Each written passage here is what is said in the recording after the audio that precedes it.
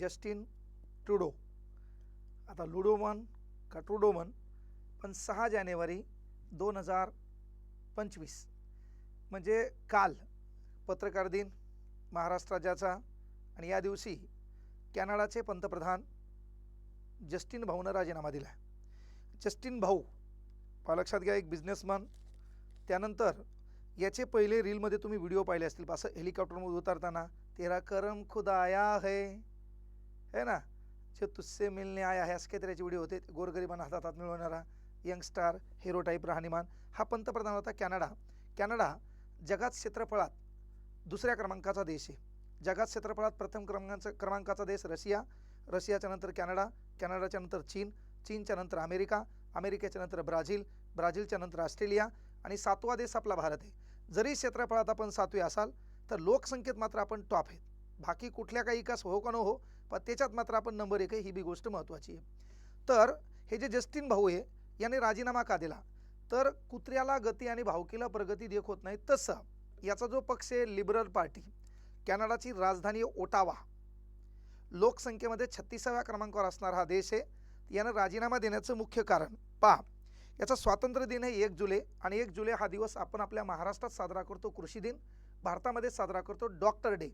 मुख्य गोष्ट काय बाबा, की यांनी 9 वर्षे या देशाचं पंतप्रधान पद सांभाळलेलं आहे. कॅनडा देशाचं 24 मार्च 2025 पर्यंत तो तात्पुरता तिथं पंतप्रधान राहणार आहे, जोपर्यंत लिबरल पार्टी त्या ठिकाणी, कारण बहुमत प्राप्त पार्टी आहे, जो कोणी नेता डिक्लेअर करत नाही तोपर्यंत तात्पुरता तो राहणार आहे. पण मात्र त्याने आपल्या पदाचा राजीनामा दिला. आता त्याला पण काळजीवाहू पंतप्रधान म्हणणार. आता का झालं, तर त्याच्या पक्षातल्या लोकांनी जे ओपिनियन पोल घेतलं न्यूजचं, जसं आपल्या इकडे एक्झिट पोल म्हणतो, ह्या काचाही ताळमेळ लागत नाही.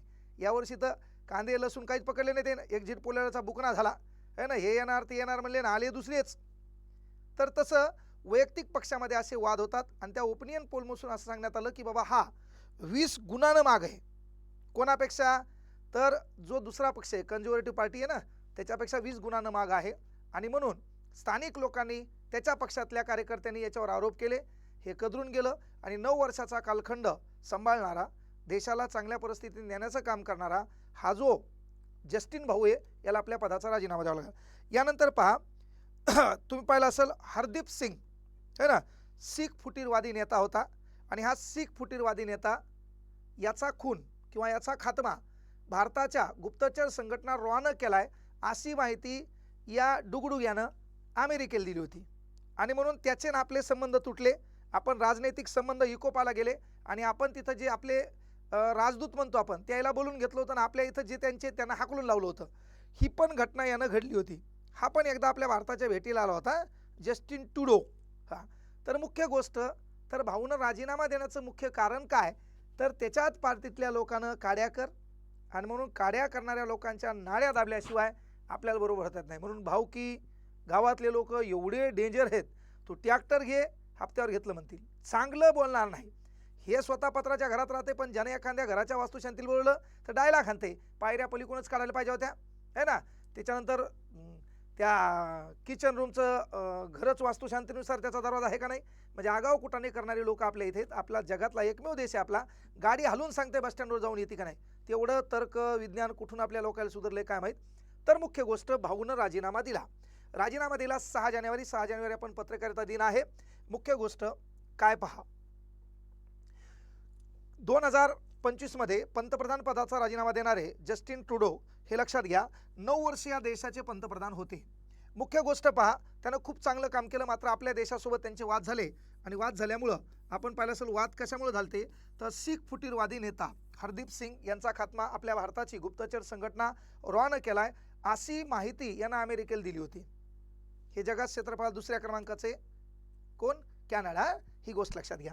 तसं त्यांना अमेरिकेला देऊ कोणाला देऊ, आपले लोक काय आहेत, आपले इथं ॲटोवर लिहिते जिरवली का नाही, तर आपण काय कोणाला भेणार आहे का. या देशाची म्हणजे जेवढी लोकसंख्या आहे तेवढी आपल्या इथं पोलीस भरतीचे लोक पोरं आहेत तयारी करणारे. त्या पाकिस्तानची जेवढी लोकसंख्या आहे तेवढी आपल्या इथं कैदी आहेत.